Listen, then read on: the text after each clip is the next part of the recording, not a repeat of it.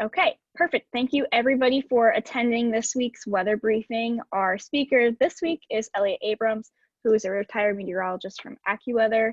And I'll just let you take it away. I'll stop my screen share and allow you to start sharing your screen.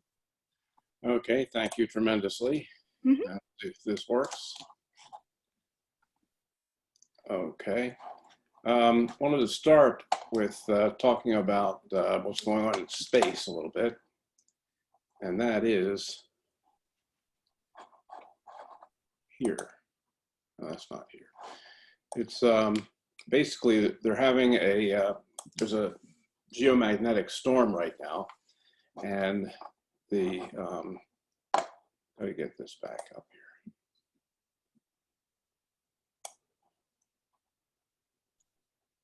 If you're sharing your screen, we can't see it. If you're not, then that's okay. If I'm not what? I can't see your screen share. Oh, well, let me get the screen up that I want here, and then I'll share that just a second. Okay.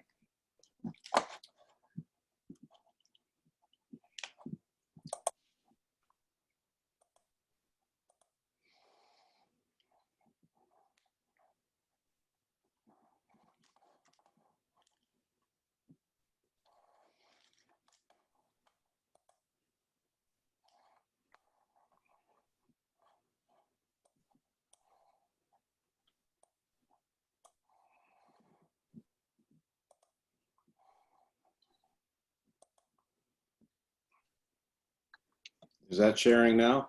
Yes, perfect. Okay. Okay.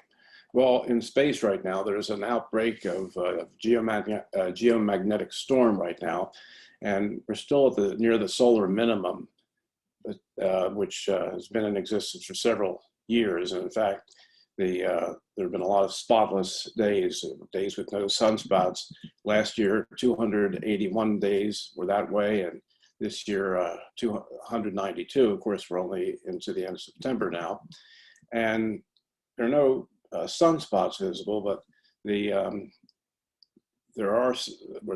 a coronal hole that is allowing a lot of energy to escape from, and it's aimed right at the Earth. So we're getting what's called G2 class solar flares or solar activity. And that's enough to disrupt some communications in the Arctic and produce pink auroras, as you see in this picture. And I read here that the pink is unusual, but it indicates that the little particles, the high energy particles, are getting deeper into the atmosphere and striking nitrogen molecules in the atmosphere rather than only. Elliot? Yes. Are you, what we can see, we're seeing tropical tidbits right now. So you might need to switch which screen you're actually sharing. Oh. Well, that's a good trick.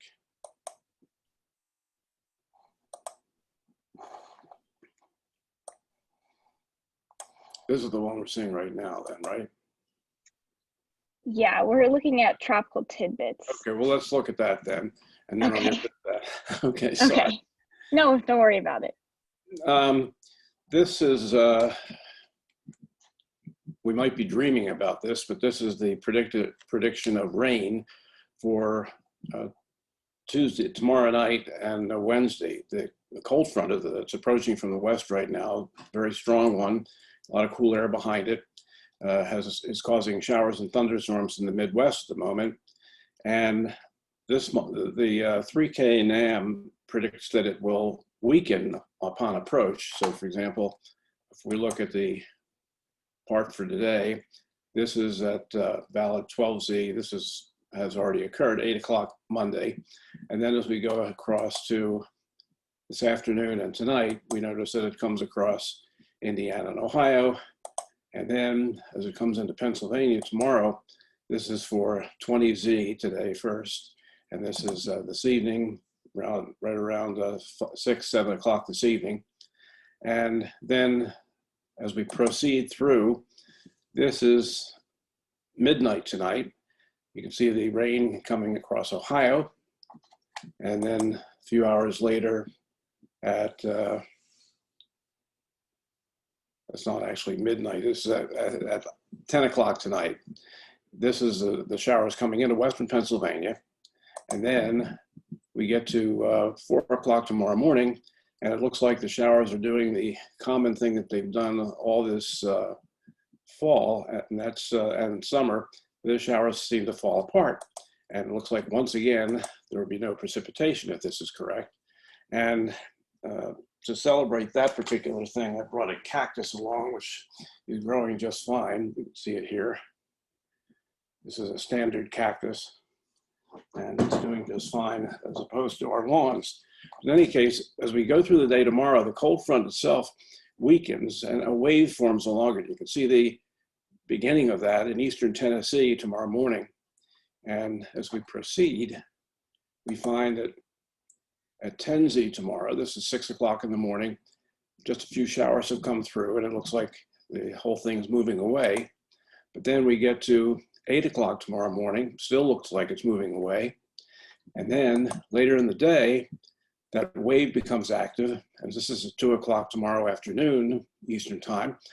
We see showers building up in central Pennsylvania, and 4 or 5 hours later, still not a whole lot, but then all of a sudden that is predicted to explode almost. And here is the map for 1Z tomorrow night, 9 o'clock. And so, in other words, the showers first disappear, and as long as this other wave develops, a lot of rain is actually on the way. And as you know, historically, every drought in history has ended with rain. And this one will do the same. Now, the question is whether it does it with this storm, but this is looking pretty promising in any case.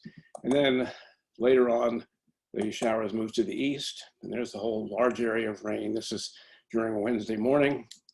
And so it looks like it could be quite wet, and then clears out Wednesday afternoon, and dry, cool air comes in. A lot of shower activity across the Great Lakes. It's going to get very cold in the upper atmosphere across the Great Lakes, and with the lakes being warm, this is likely to produce an outbreak of some showers, maybe even thunderstorms. And it's the kind of thing where you can get lake effect rain in places like Buffalo or Syracuse, depending on the wind direction. If the wind is west-southwesterly, the wind blows along the whole length of Lake Erie into Buffalo, and so they get the heaviest precipitation with that kind of a wind, a gradient rather. But if the gradient becomes northwesterly, then places like Syracuse get it, and that's why a number of students like to go to Oswego so that they can revel in the snow showers. And they're also great during COVID because if you get enough snow, you get pretty isolated. So I'll move away from this screen. And what about severe weather?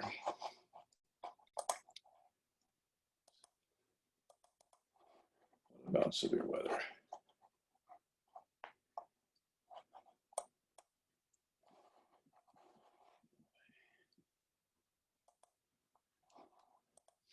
The National Weather Service Storm Prediction Center, I'd like to share this one. The question is how I do that.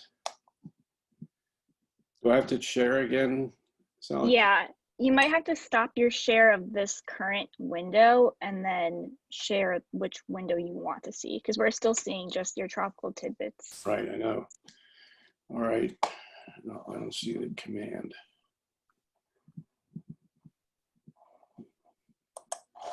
Let me go back here.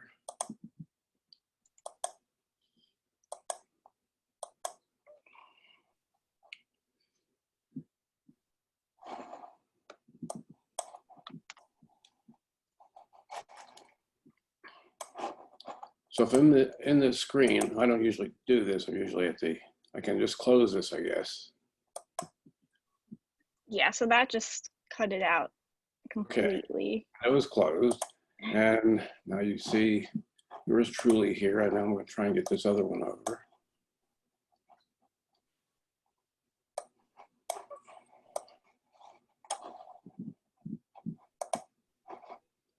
And I'm going to share this. I don't have that.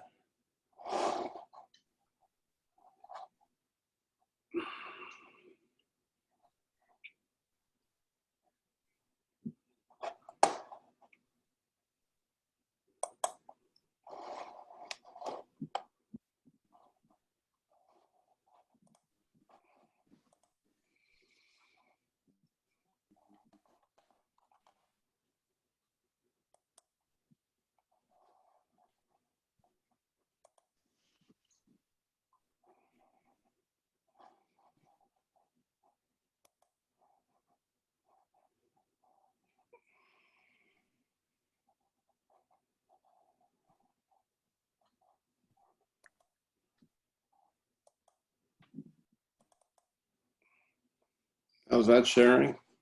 Yes, now you can see the Storm Prediction Center Okay. website. The Storm Prediction Center, of course, at this time of year is often becoming a little less active because we're past the main severe weather season, but that doesn't mean that there can't be anything.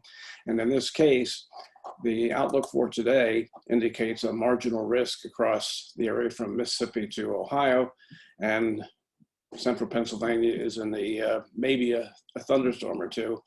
When this index came out, to me it was a little bit confusing because if you look at the whole list of names, starting with marginal risk, and then you get to enhanced risk, and then you get to moderate risk, that if you put them all in a straight line so you can see the comparison between the names, it all makes sense.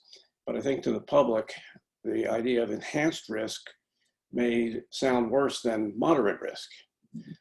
That's just an opinion, and it's possible that this classification will change. But when it went into effect, the idea was to separate out the two slight risk categories, where it was just marginal to a little bit more enhanced.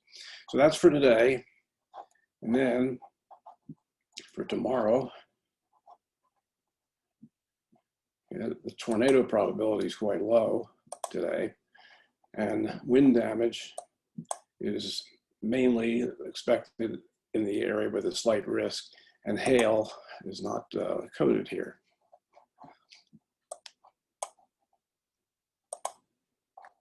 And for tomorrow, the cold front comes along, and the thunderstorm risk looks like it spreads over toward the Carolinas, and central Pennsylvania is in the northwest edges, just where there could be a thunderstorm. And then we get to the third day,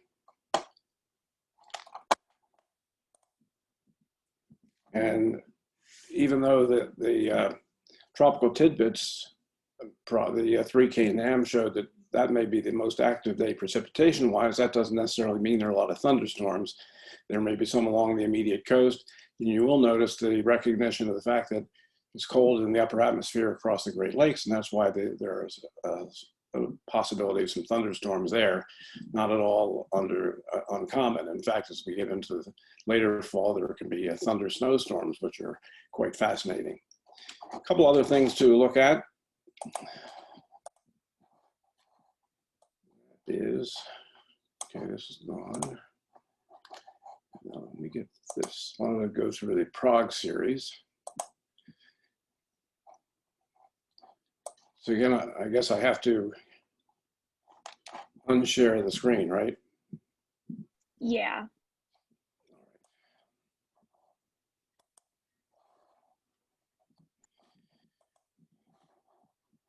Right.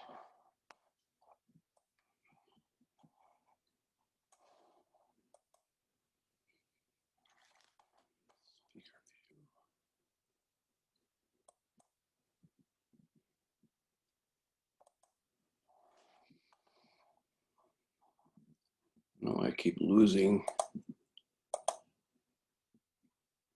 all the Zoom commands.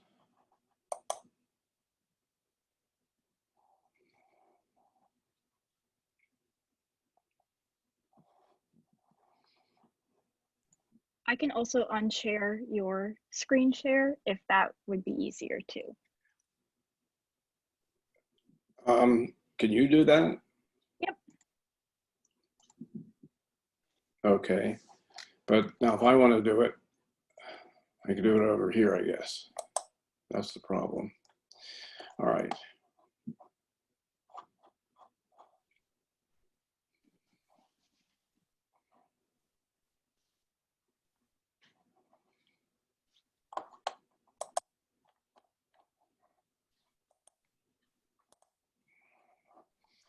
We're looking at the latest run of the GFS. Now, I don't have the ensembles. I'd like to actually use ensemble means to show all these things, but I didn't get those this morning.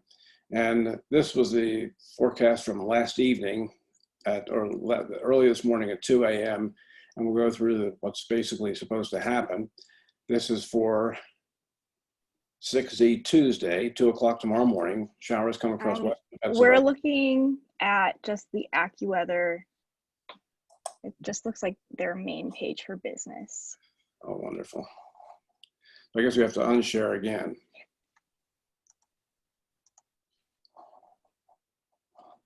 And then we get to that screen and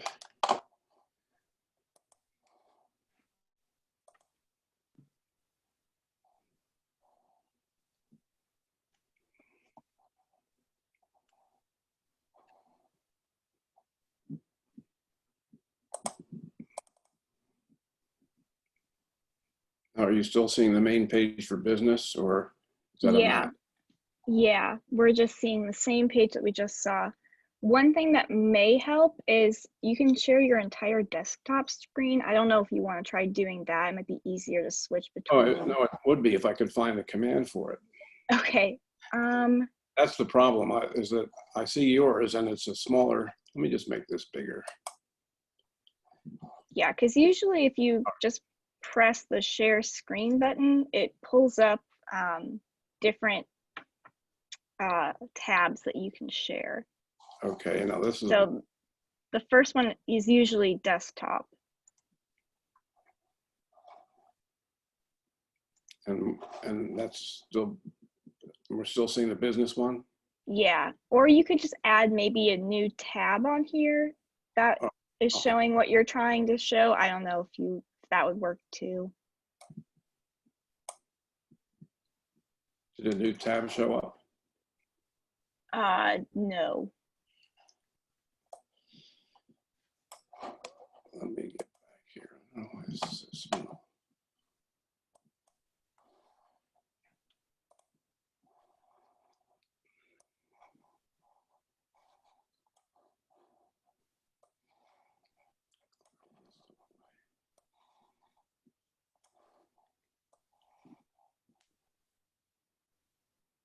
It says I'm screen sharing. Can you unshare me? Yeah. All right.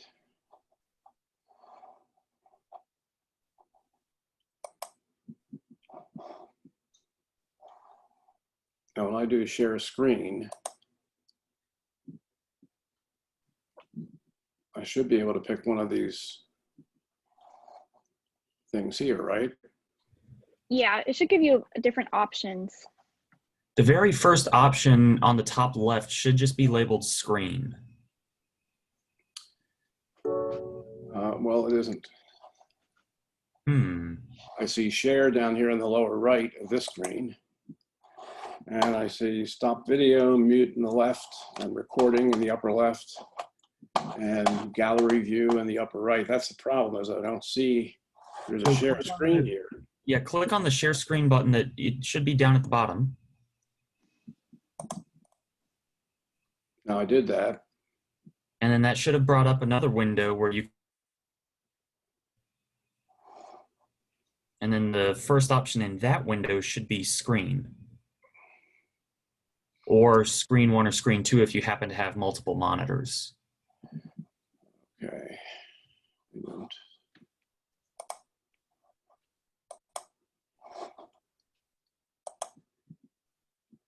Did that change it? Yeah, now we can basically see your entire desktop screen. So we can see two different, I guess, Safari or Firefox windows. And this, now you see a menu on the screen, right? Or not? Yeah, we see the AccuWeather for business, long range. All right. And now you see the menu of items, I hope. Well, this would be like where you would put in different, yeah, so you just clicked on computer models. That's what I was trying to get.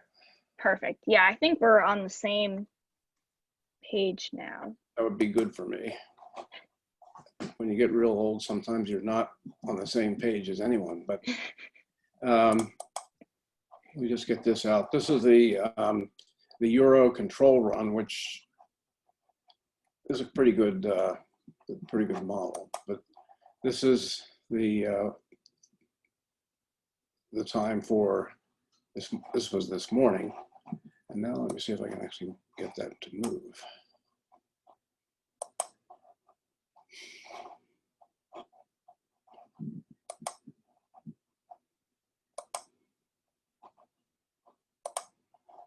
Okay, now it'll move. Okay, so this starts with the showers coming across Michigan and Indiana today, then tonight, and you see the weakening trend tomorrow. This is at 2 o'clock tomorrow afternoon Eastern, and you'll see a low pressure there in South Carolina, and it then expands, and you see the anticyclonic leaf developing on the northwest side of this storm as the low pressure area moves northeastward. There's going to be a lot of moisture with it because there is involving some tropical component. And then as we go forward, the rain expands. So this doesn't really have a tremendous amount coming to central Pennsylvania, but I think we take just about anything at this point. And then it expands, moves away, and here we are Wednesday afternoon, cooler air is coming in. It's not that cold because if you look at the 1,500 thickness, the snow rain line would be way up here in Michigan, and you wouldn't even get snow at this because the surface layers are so warm. But as we proceed, more cold air comes in later on. And so by the end of the week, we basically have a dry, chilly weather pattern with no precipitation, and there are no tropical storms at the moment. Now, yesterday when I looked at this, the models were showing a possible tropical development that would head northwestward toward the east coast of the US. And I don't believe that that's on here now. This is all the way out to 330 hours. And this is October 11th, and it doesn't really show any tropical storm or hurricane approaching. The way it looked originally, it was a trough. When I looked at it yesterday, a trough develops in the western part of the country, and then the tropical storm or hurricane approaches from the southeast, almost like Hazel did in 1954, but this doesn't show anything like this. And so the bottom line on that is that 2 weeks out, we're not going to be predicting exactly where or if a tropical storm is going to occur. Let me just stop and see if I can get some questions from anyone. Yeah, if anybody has any questions, they can put them in the chat or in the Q&A. So we'll just leave those two open for now.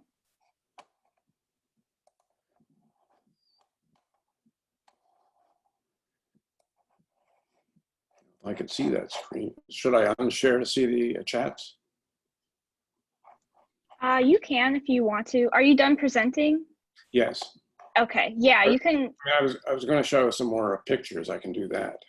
Yeah, sure. You can do that while we wait to see if anybody has any questions. All right. Okay, this, can we see this? Yep. The birds? Mm-hmm. Okay, these birds, I don't know if they were flying south, but they get confused over central Pennsylvania because of the iron ore deposits that are in the ground around here, and it interferes with the magnetic. They think that magnetic north may be in a different place than it really is because of the iron that's in the ground. Andrew Carnegie, when he started his iron business, actually did it in Scotia, PA, which was in the western part of the State College area. And of course, when less expensive ways of making iron and then steel came up, everything moved to Pittsburgh. But anyway, the birds move every year, and birds of a feather flock together. Now, another thing is that last week we had the smoke visible from the fires in the west, and it really blocked out the sun. These are pictures from Horseshoe Curve, just west of Altoona. And that great place to visit, and if you want some exercise, it's 197 steps to reach trackside. And whenever a train comes along, you're pretty close to seeing it. The Horseshoe Curve was dug out in 1854 to allow trains to go over the mountains on their way to Pittsburgh, and it really sped up the travel from that time, because before that, first there was horses, and then there was a railway where they had to move by a steam engine cars from one plane to another, inclined planes, and finally they built this, and this has been the same place since 1854. But last week, this was last Wednesday, it was just plain beautiful, but a few days before that, we'd had the frost, and we had some fog. There was even a balloon in the morning, but this was September 17th, when the smoke from the fires in the west was interfering with the sun, it was quite a different looking sky than this one over here where it's perfectly blue. Those were the pictures. Here's some more of the smoke glass effect. One thing that I've noticed when we have forest fire smoke around here, which has happened in the past, in the mid-80s there were some fires in West Virginia, and the smoke got up this way, and the dew points dropped tremendously. Apparently the smoke particles absorbed some of the moisture, and it became extremely dry, and much drier than you'd expect in a warm air mass. And I'm sure that's happening in the western states too. But this is the way it had looked a few days before that, good visibility. And this has been my previous visit to Horseshoe Curve. I go once a week at this time of year to get a picture of the leaves. And our dog is not interested at all in any of the, I don't take him to the trains, but he doesn't like to be thought of as being short. And so in this particular picture, I took a picture of him with a long shadow, and you can see how huge this Bichon actually is with that shadow. I guess I'll stop there. Bill Syrett had a question. He wanted to know your feeling on the QPF for the coming front. I'll start at 0.2 of an inch of rain, and I've been thinking since last week that somehow, with the strength of this trough, warm, humid air ahead of the thing, and how much height falls there will be, and there's a pretty strong front coming through, that perhaps there could be more than an inch of rain, but that just may be dreaming. And I'll ask Bill what he thinks the QPF will be. Bill, I can promote you to, or allow you to talk if you feel like that. Okay, you used to say you're on the same page as Elliot. Perfect.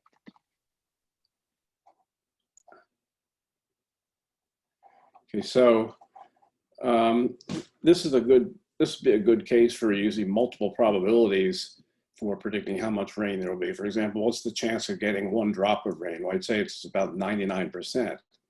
And the chance of getting 1/10 of an inch of rain might be something like 70 or 80%. And then it drops off as you go. And if you use those multiple probabilities, you can give people a better impression of what's going to be happening. For example, let's say there's a snowstorm and there's an outside possibility of getting a foot of snow, but the amount you expect is only 1 inch or 2. So what do you say? Do you go on the radio or TV and say, well, we're going to have 1 to 10 inches of snow? Well, people will just laugh at you.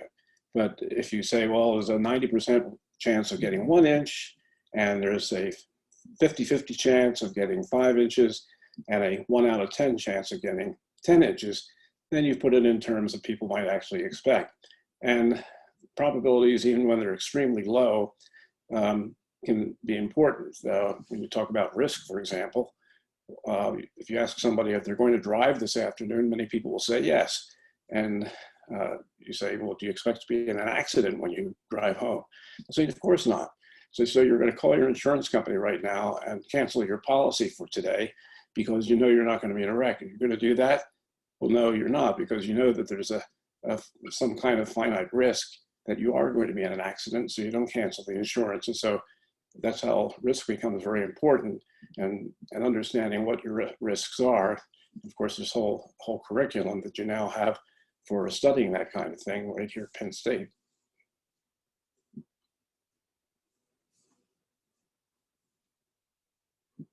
Any other questions?